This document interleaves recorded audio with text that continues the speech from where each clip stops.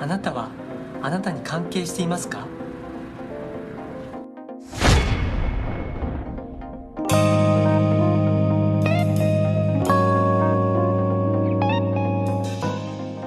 Halo para warga-warga Indonesia yang soleh dan solehah, terutama untuk orang Cianjur anaknya tukang jahit, I love you forever. Semoga aja dia lihat video ini. Anjing ngerapisan. Oke, sebelumnya saya udah janji sama si dia, kamu, kalian, dan semuanya bahwa saya akan mengulas dan menjelaskan film Noriko's Dinner Table tahun 2006. Karena film ini adalah prequel dan kunci jawaban dari film Suicide Club. Namun sayangnya film ini tidak memberi semua jawaban dalam film sebelumnya. Nah, bagi Anda yang baru saja nonton konten ini, alangkah baiknya kalian tonton dulu video sebelumnya yang berjudul Suicide Club, biar kalian gak hariwang dan bayam-bayam gitu. Oke, daripada nyerocos gak puguh, langsung saja intronya mas.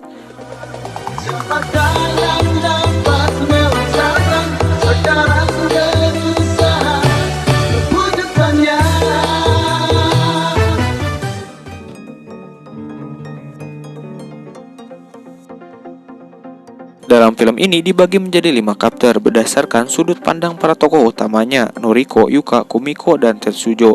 Dalam urutan itu, plotnya diceritakan secara non-linear dan bergeser antara perspektif masing-masing karakter. Oleh karena itu, saya hanya akan merangkum secara signifikan saja. Anjir, bahasanya gara-gara dikasih stick Bagung sama si Erik jadi gini nih.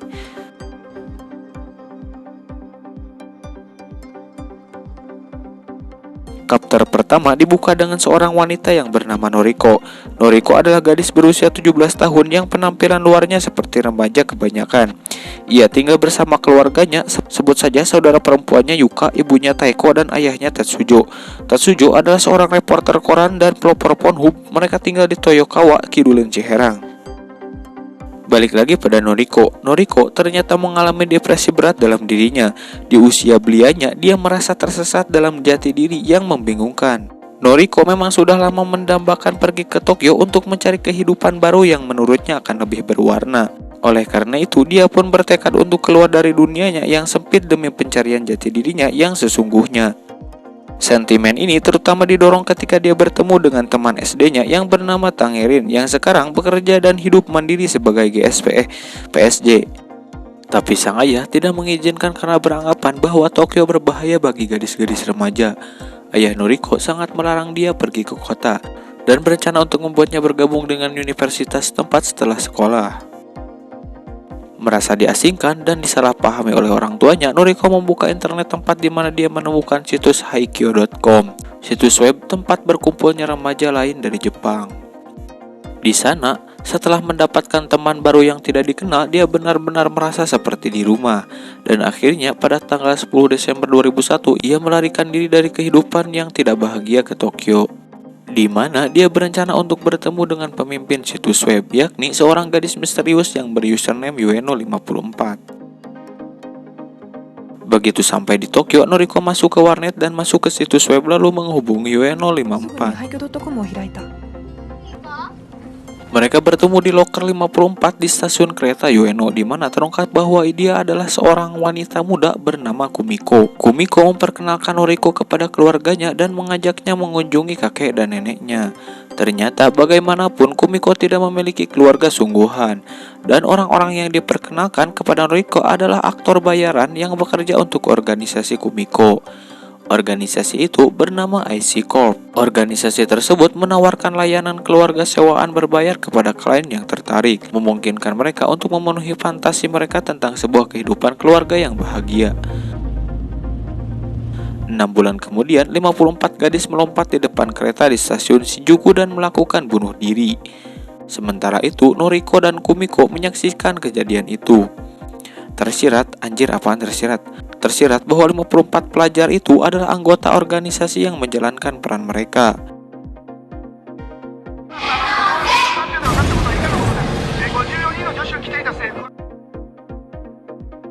Kembali lagi ke lembur Toyokawa. Yuka yang juga anggota Haikyo.com bertanya-tanya apakah kakaknya terlibat dalam bunuh diri massal. Dia menulis sebuah cerita yang berspekulasi bagaimana ayahnya akan bereaksi jika dia menghilang juga, dan dengan sengaja meninggalkan petunjuk sebelum lari ke Tokyo untuk bergabung dengan IC Corp. Tetsujo mencoba untuk memasang wajah seorang hamba yang tabah dan bodoh amat setelah hilangnya Yuka. Tetapi kondisi mental istrinya, Taeko, malah memburuk dengan cepat dan dia pun akhirnya bunuh diri. Sementara itu, Tetsujo, seorang reporter, mengumpulkan petunjuk terkait hilangnya putrinya dan menemukan kisah Yuka. Dia merasa hatinya hancur saat mengetahui bahwa putrinya dapat memprediksi tindakan dan perilakunya dengan sangat akurat, sementara dia sama sekali tidak menyadari perasaan putrinya. Ya, nggak beda seperti aku yang sejak lama suka sama kamu, namun kamu nggak pernah mengerti. Ajik, kunaon sih, Neng? Apa aku harus operasi plastik dulu gitu biar kamu anggap saya?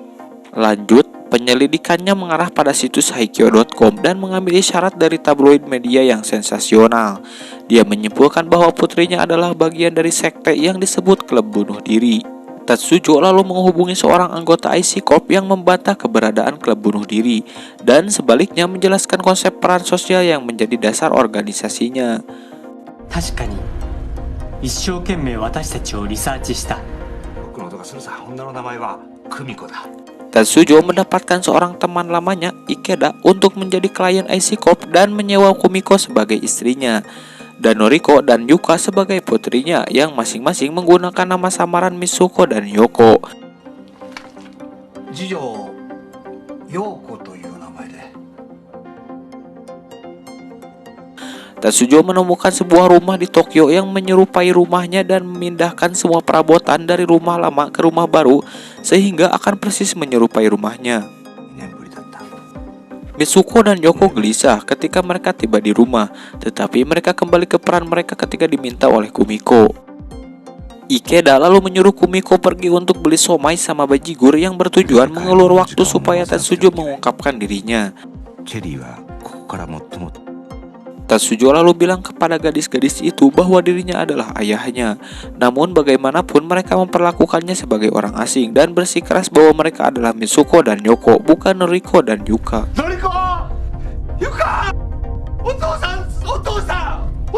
Saat sesi tersebut berantakan, preman dari organisasi tiba-tiba datang ke lokasi untuk memukuli Tetsujo. Tetsujo kemudian menyerang mereka dengan pisau dan membunuh mereka semua di ruang tamu. Kumiko pun lalu datang dari pasar Cicadas. Tak lama kemudian ia memainkan perannya seolah-olah tidak ada yang salah. Ini nih gelona teh hari-hari aja gitu, orang-orang di sana pada mati juga anjir.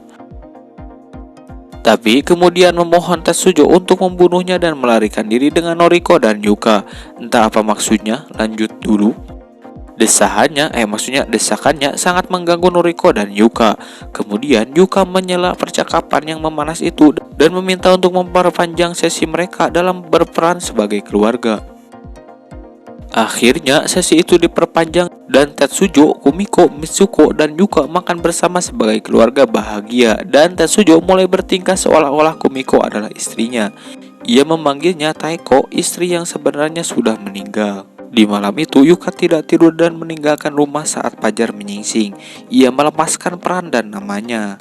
Tak lama kemudian, Mitsuko terbangun dari tidurnya dan berbicara pada dirinya sendiri. Ia mengucapkan selamat tinggal Yuka, selamat tinggal masa remaja, selamat tinggal Haikyuu.com, dan selamat tinggal Mitsuko. Sebelum akhirnya, ia menyatakan bahwa dia adalah Noriko. Watashi wa Noriko. Dan film ini pun udahan bor.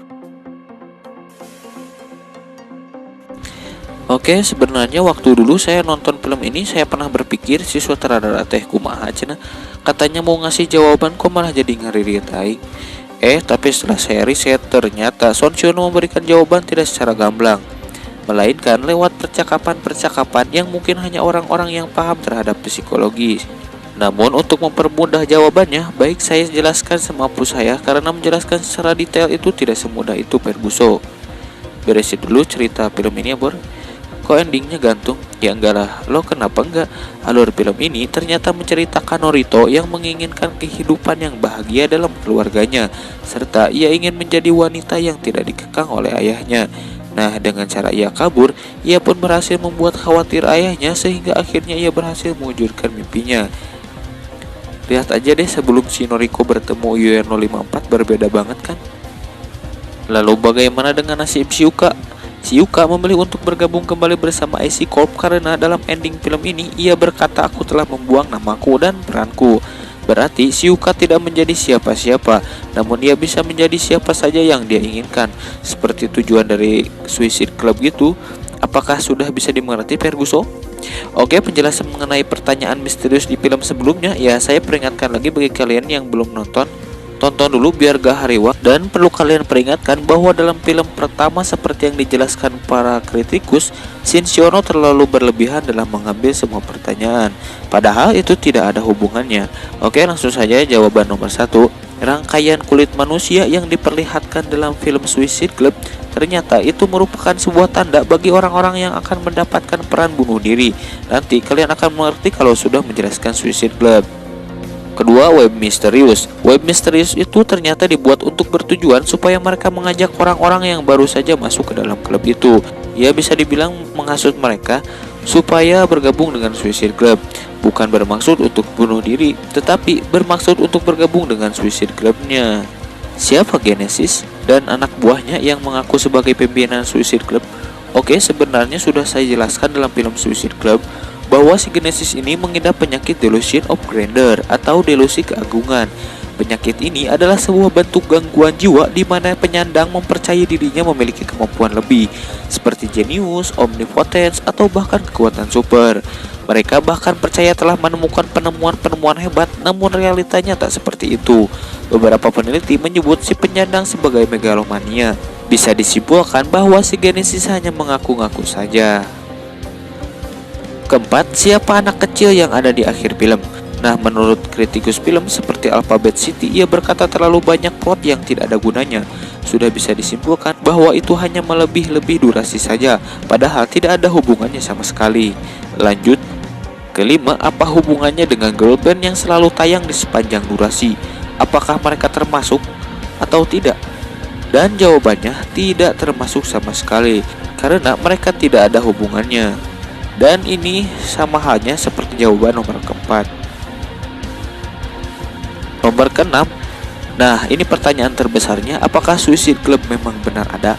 Dan yang paling penting, apa latar belakang sebenarnya dari kejadian bunuh diri massal yang terjadi, apa maksudnya? Oke, Suicide Club memang ada, apa tujuannya dari organisasi ini?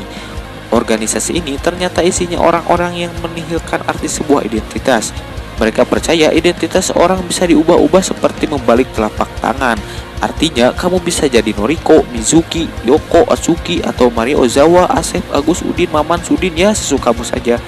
Bahkan kamu bisa saja mengubah identitasmu jadi anak si Anu, jadi adik si Anu, jadi istri si Anu, semaumu pula, kapan saja, di mana saja.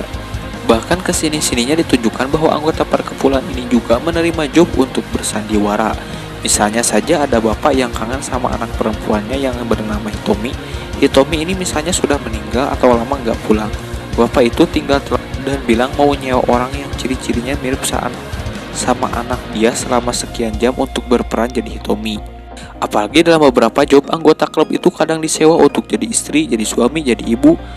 Memang disewa untuk dibunuh dan bunuh diri. Jadi artinya klub bunuh diri bukan bunuh diri seperti yang kita bayangkan, tapi klub yang anggotanya diajarkan untuk membunuh diri, membunuh karakter, membunuh identitas dengan mudah.